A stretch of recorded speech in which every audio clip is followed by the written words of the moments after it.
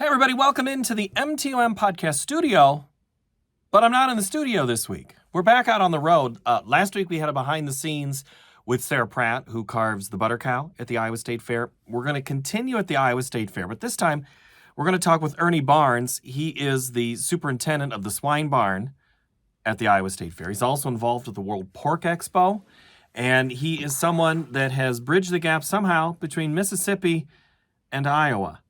We'll talk about that story as we ride along on a golf cart. This is a look at one of the features that we do at Iowa PBS. It's called Corn Dog Conversations. You'll see early on here why we call it that. But we talked to Ernie about generations in agriculture, specifically in the hog barn. That's this episode of the MTM podcast. Getting time with Ernie Barnes is not easy, but we were able to get you on a different golf cart. You okay riding with mine? I'll trust your driving. Okay, so this is a corn dog conversation. So before we get started, I got to give you one of these. Goodness. You all right with that? And you got the best brand out here. I'm not saying who it is, but it's the best brand. Are there days that you miss a corn dog, or is that a daily diet Oh, thing? you have to. I mean, you get your protein and carbs in one swift bite, and you get a little variety if you add ketchup one day or mustard the next. And So these are naked ones. You going to be okay with nothing on it? I'll be okay. You ever put barbecue sauce on it? I really haven't. Okay. I mean, I'm more of a mustard guy. Mustard guy. It figures. All right, let's go for a ride. We're going to go around your building because I want to learn more about what you do as a swine superintendent. Sounds great. Okay, so the first question is, you've already answered it. Mustard is the answer for what you put on your corn dog.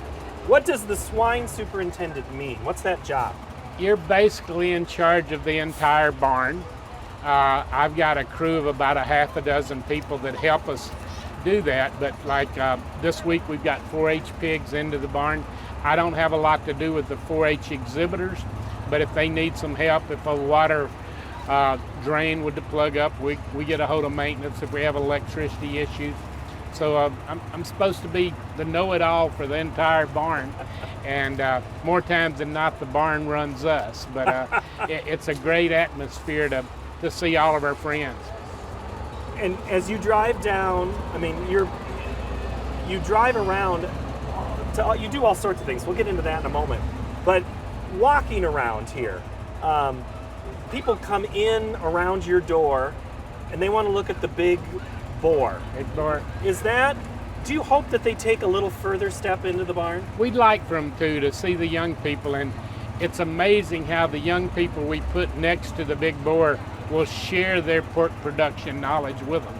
And they get to ask all kind of questions. So it's a good educational opportunity for those young people to talk about the big boar as well as pork production here in Iowa. You participate in the big boar competition as the MC. This year we had 2 entries, one that didn't want to go into the chute.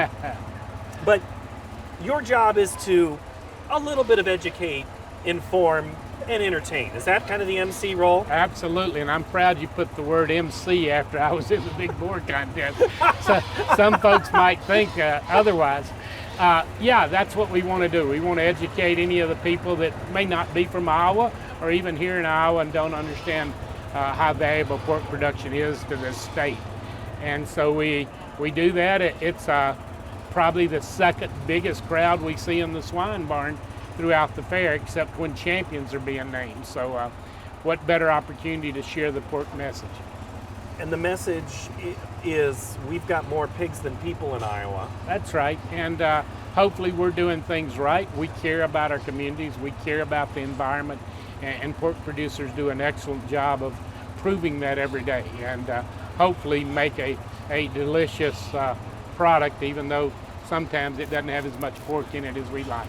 Well, that's true. You better have a bite, because if I don't let you have a bite, it's gonna ruin the whole segment. Is a corn dog okay for breakfast? Absolutely, certainly is. And it's okay for dinner? Yeah, all 3 meals, it can work. Other night, my wife wanted to try out one of the new foods. I didn't like the sound of it. I stepped across the street, got me a Campbell's corn dog, and I was fine while she tried the new one. So if I had a blind taste test for the different corn dogs, and there wasn't wrapping on them, would Ernie Barnes be able to tell the difference? I bet you I could. Really? I bet I can.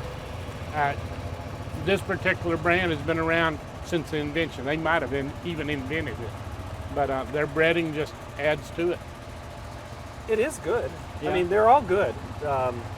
But those that are connoisseurs, it's kind of like, is it a fine wine? Yeah. Now you're stretching it, Paul. I don't know if we're going that far. But, Well, let's stop here for a minute. I got a couple other questions I want to ask you. Ernie, when you walk around, I was asking about walking around the building, and now I want to say stop for a minute, because when you look in and see all these families, I mean, right over our shoulder there's a young family that she can't be much more than 5 or 6. What is it like to see the generations take part in something at the fair like a hog exhibit? It's probably one of the biggest reasons I do this. Over the years, and I'm in my 20th or 21st year of doing this, I've seen 2 generations come through. Mom and Dad, we've seen engagements happen here, and now they've got kids showing pigs here. So I just love that. We're full in the barn for this 4-H show this week, but families still get together and bring their chairs and put them out in the aisle. So the general consumer may have trouble wandering through the barn today, but that's part of the fair atmosphere, is getting families together and talking about, well, now when we did this, hogs were bigger, or they were, I still maintain that kids today are a lot better showmen than their parents ever were. Really? Any one of the pigs in this barn, they could take their driving instrument, can drive them to the steps of the Capitol, say, hello, Governor Reynolds, drive them right back down and have them back here. To where in my day, you had to have hurdles and panels and everything else and couldn't drive them across the street. So I love to watch these young people do that. So it's just great to have family atmosphere here. Your day job is promoting pork, but you're promoting pork in a different way here. I mean, the family atmosphere, but it's that, I always say the rural-urban partnership is absolutely on display here at the fair. Why is that important to you? Even in Iowa, with Iowa being the largest pork producing state in the nation, a lot of folks don't understand how valuable it is. Governor Branstad used to say, when pork producers are making a profit, the state's in the blue, in the black. And I think that's well said. So anything we can do to tell our city friends about pork production and share with them how valuable it is to the economy, we're doing our job. And it's valuable. I think I asked you earlier about more pigs than people in the state. That is a message, if you're doing it right, is kind of what you said.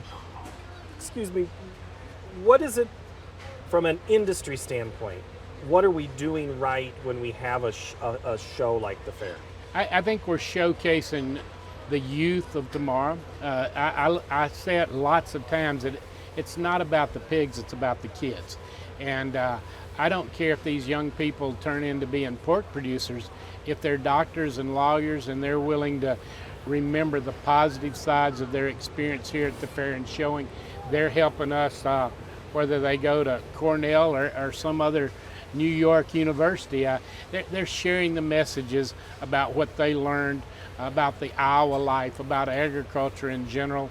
And as everyone knows, or a lot of folks know, less than 2% of our population is even in agriculture. So what a great opportunity for these young people to share, no matter what they may choose to go into as their career.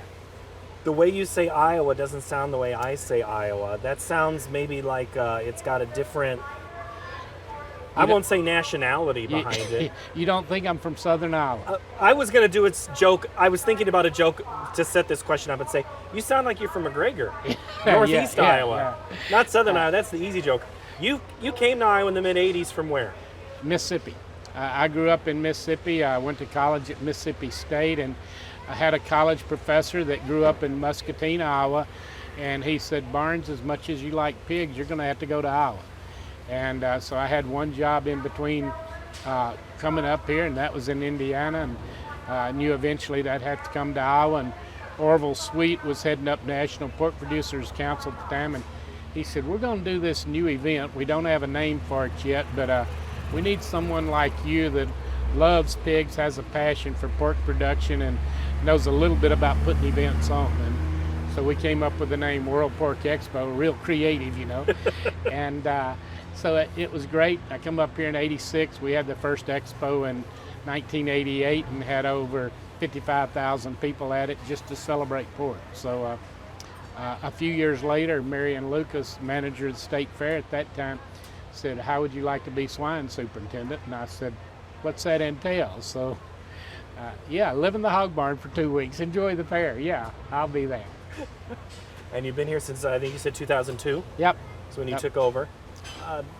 When it all is said and done, if I can only do 5 things at the fair, make the pitch on why I need to make sure that the Swine Barn is one of those 5. I think there again, of all the events and activities, you see the individuals have to do a lot of the work. I mean, in this day and age, a 9-year-old that has to be 9 to come and show in 4-H, they can take care of a 300-pound pig. They understand what they're doing. They understand in most cases that this is going to be someone's breakfast in a few weeks. They appreciate that. So yes, we have a lot of people come in for the big boar contest, and that turns into pizza. That's not necessarily breakfast, but so I would encourage everybody to come by, look at what we've got going on. And last night was a good example. We had Bacon Buddies helping some of those young people that aren't as can't get around as easy as our kids can, and each one of those individuals, Special Olympic kids, had 2 mentors. I mean, at 6:30 last night, I got tears in my eyes, and I'm so happy. We had 16 young people showing pigs, and you'd have thought they just won the College Baseball World Series. They were so happy out there. So those kind of things, you can't do that everywhere you go. Right. Well, we have other parts of the barn we want to see, and I got more questions, so let's keep eating that corn dog. You also have a job on one of the last few days of the fair with the sale of champions. You kind of talked about the kids and their relationship, and they understand it's going to become food. That's still an emotional day when they have to say goodbye to that very much prize-winning animal. You've got to remember they've spent every day this summer, in many cases with a steer. They started feeding them last December or November. So 320, 30 days with them. A pig, they've been with them 150 days, day in and day out. You know, how many friends do they see every day of the year? If they see that market animal, whether it's a steer, lamb, or pig. So those kids they have that soft spot in their heart for them, and they understand what's happening, but they've spent a lot of time with it, and certainly they've collected more money off that animal than they ever dreamed they would. Right, and there's a big difference between reserve champ and grand champ, but they're not supposed to be in it for the money. It's the experience, but let's face it, we're competitive people too. Yes, absolutely. And that's okay. Yep. Maybe sometimes the parents are more competitive than the kids, but we get through that as well. You mentioned earlier about generations. You can remember second generations or something like that. That's an Iowan thing, a rural thing too, right? Absolutely. What is generational agriculture? I mean, you're from just like in Mississippi, generations matter. Absolutely. You take the advice they give you. You hopefully can leave it better than you got it, whether it's handing down land, livestock, or whatever. And I know my granddad, we just had a small cattle operation, and he said, the main thing you can do is make my cow herd better than I had it. And you always hope you can do that. But the same with farm ground. Leave it better than you found it. And I think we try and do that, and Iowans are great at doing that. There's no doubt in my mind. Isn't it amazing we're driving right by? Didn't scare him at all, Doesn't scare him, doesn't spook him. You talked about going to the governor. And honest to goodness, 20 years ago, they wouldn't even think about bringing that pig out on the street. He'd have to stay in the barn with the gate shut, and here they can wander around, and they could walk across that street and stop him if a car's coming. It's amazing. That showmanship's going to be at 1 o'clock this afternoon, and the judge will have them do some things that In my day, you wouldn't have even tried with a pig. When's the last time you showed a pig?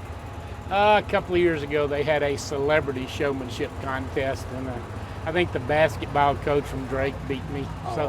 So that was good to have them out here as well. And that's something we do too, is try and involve celebrities like the Governor's Steer Show. I love to try and get up there if we're not too busy in the hog barn to just see a few more people involved in what these kids are doing on a daily basis. I enjoy walking through the barns here when we're talking, and you know, you hear all about production agriculture in Iowa, and it's, you know, for somebody else, and that might be the case for a big percentage, but I think it's still a family member out there feeding. Absolutely, it certainly is, and that's what makes it so good. I mean, you see families coming here. Well, we're changing our pig show, or the open breeding show, to Friday, and we're not doing anything on Thursday because the exhibitor said, you've been rushing us in and out. Give us time to just sit here and talk to family members, talk to fair goers. So we're going to try that this year and see if it works. So you do listen to people? We try to. What, when it's all said and done, favorite event that you do in the swine barn? Oh goodness, I get worried about those big boars. I'm concerned one of them may, you know, as you said earlier, doesn't want to go on the scales, or maybe decide it's time to take a nap, and he lays down, and you know, we stay there. That Bacon Buddies Special Olympic kids, I mean, it just tugs at my heartstring. But I think when it gets down to it, it's the people renewing. There's people I don't see but once a year, and that's inside the walls of the swine barn. And we catch up on grandbabies that used to be just kids, and now that Paula and I have 7 grandkids, you know, we're comparing pictures. I never thought I'd be doing that, but I had our grandson out here, or one of our grandsons, last night, and you know, his head was on a swivel. He didn't know what to think about all this. So I think it's the people, getting to know them, renewing acquaintances, and just having fun with them. Good political answer when you didn't pick a specific event or breed or herd. You know, he's pretty good at this. So Ernie, thank you so very much for taking time, and enjoy your corn dog. I will. Thank you a lot. My thanks to Ernie Barnes for going along with another crazy idea.